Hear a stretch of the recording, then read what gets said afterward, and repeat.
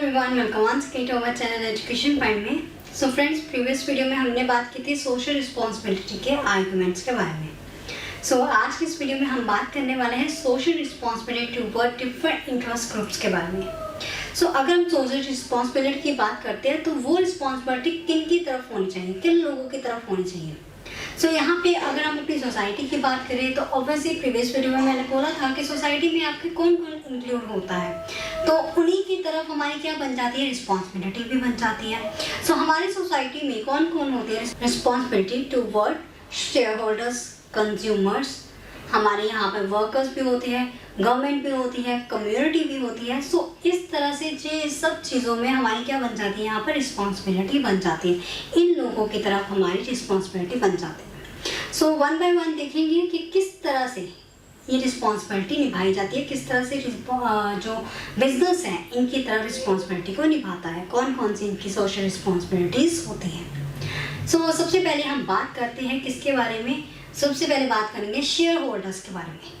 सो share holders के बारे में अगर हम डिस्कस कर रहे हैं तो क्या होता है शेयर होल्डर्स।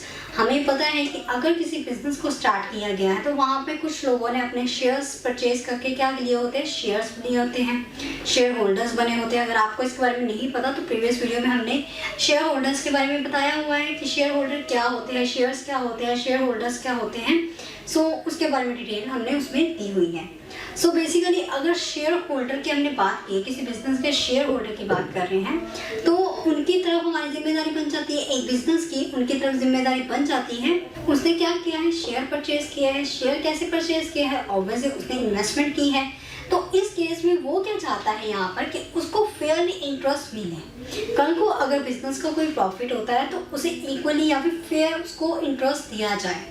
सो यहाँ पर रिस्पॉन्सिबिलिटी किसकी है, हमारे बिजनेस की रिस्पॉन्सिबिलिटी है कि वो शेयर होल्डर्स को फेयरली इंटरेस्ट प्रोवाइड। उसी के साथ सेकेंडली क्या है, to ensure safety and investment. So अगर कोई शेयर होल्डर इन्वेस्टमेंट कर रहा है तो उसको ये भी इंश्योर होना चाहिए कि जो उसने इन्वेस्टमेंट की है वो क्या सेफ होनी चाहिए।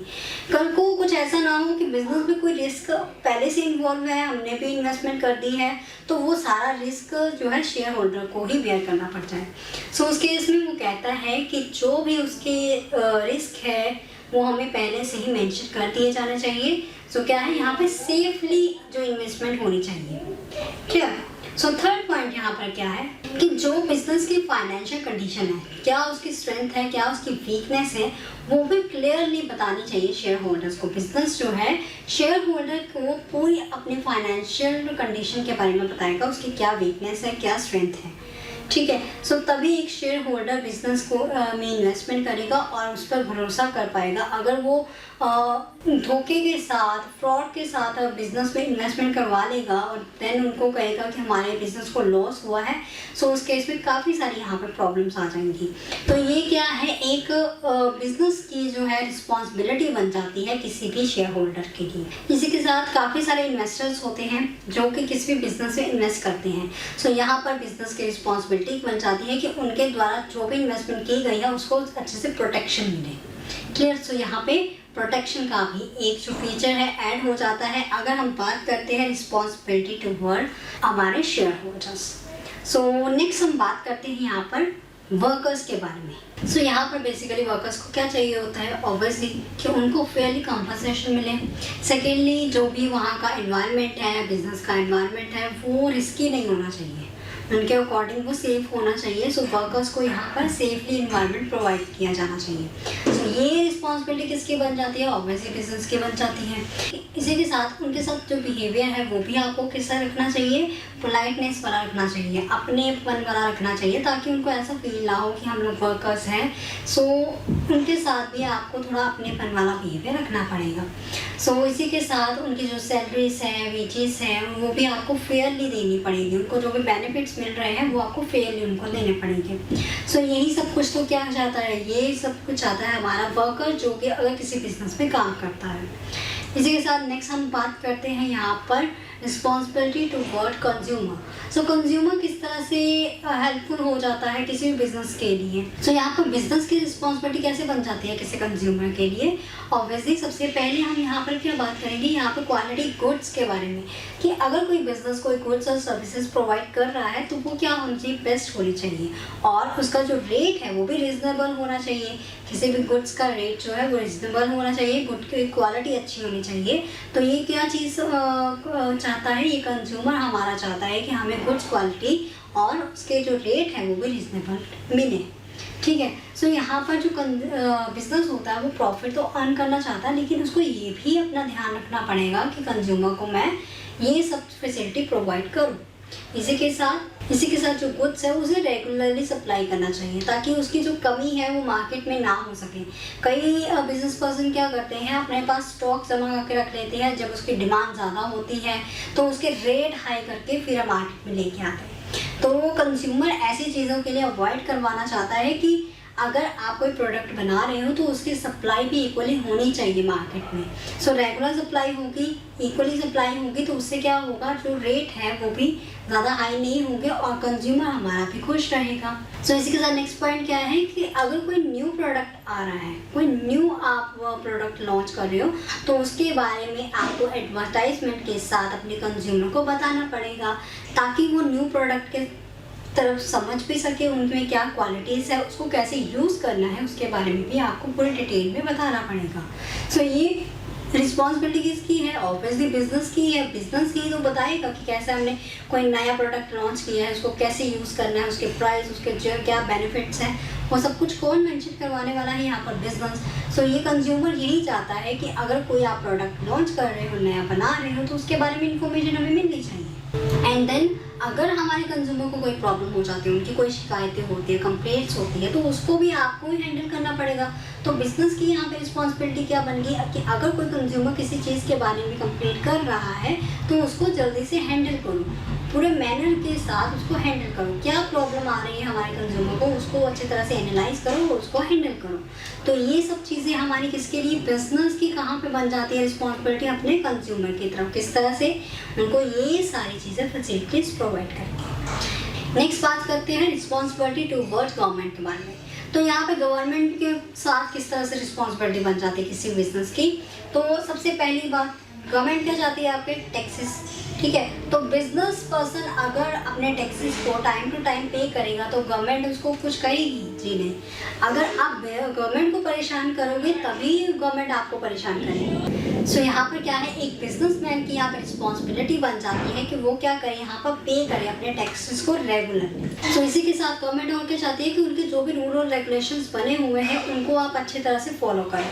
और इसी के साथ गवर्नमेंट क्या चाहती है, यहाँ पे करप्शन को अवॉइड करवाना चाहती है। नेक्स्ट हम बात करते हैं यहाँ पे रिस्पॉन्सिबिलिटी टुवर्ड कम्युनिटी के बारे में। तो कम्युनिटी में किसी भी बिजनेस से किस तरह से रिस्पॉन्सिबिलिटी बन जाती है। तो अगर हमने बात की है कम्युनिटी के बारे में, सबसे पहले क्या है, यहाँ पे अपॉर्चुनिटी मिलनी चाहिए उन वर्कर्स को भी जो कि उस सोसाइटी में रह रहे हैं। ठीक है। सेकेंडली यहाँ पे आपको पोल्यूशन का भी ध्यान रखना पड़ेगा। अपनी सोसाइटी में, अपनी कम्युनिटी में आपको क्या होना चाहिए, आपको पोल्यूशन को कम करवाना चाहिए। आप अपने बिजनेस से ज़्यादा वहाँ पे इन्वायरमेंट को ख़राब तो नहीं कर रहे हो, पोल्यूशन तो नहीं कर रहे हो, वाटर पोल्यूशन तो नहीं कर रहे हो। सो इन सच चीज़ों को भी आपको बिजनेस को ध्यान रखना पड़ेगा। इसी के साथ सोसाइटी में वीकर सेक्शन है उसे भी आपको ध्यान रखना पड़ेगा, उसको डेवलपमेंट की तरफ लेके जाना पड़ेगा। तो ये एक बिजनेस की रिस्पॉन्सिबिलिटी बन जाती है अपनी कम्युनिटी के लिए। तो अब हम बात करने वाले हैं यहाँ पर सोशल रिस्पॉन्सिबिलिटी के काइंड्स के बारे में, उनके टाइप्स के बारे में। कौन कौन सी टाइप्स होती है यहाँ पर, economic responsibility, legal responsibility, third हमारे यहाँ पे ethical responsibility, and fourth one हमारे यहाँ पर आती है हमें discretionary responsibility. So one by one इसको डिस्कस करते हैं। इकोनॉमिक्स रिस्पॉन्सिबिलिटी क्या होती है। अब देखो, कोई भी बिजनेस डेवलप किया गया है, जैसे हमने पहले बताया कि प्रोडक्ट्स या फिर गुड्स और सर्विसेज के लिए कोई भी बिजनेस जो है पसंद करता है। तो यहाँ पर हमारी क्या बन जाती है रिस्पॉन्सिबिलिटी कि हम जो कस्टमर हैं उनको क्वालिटी गुड्स प्रोवाइड करें, क्वालिटी सर्विसेज प्रोवाइड करें।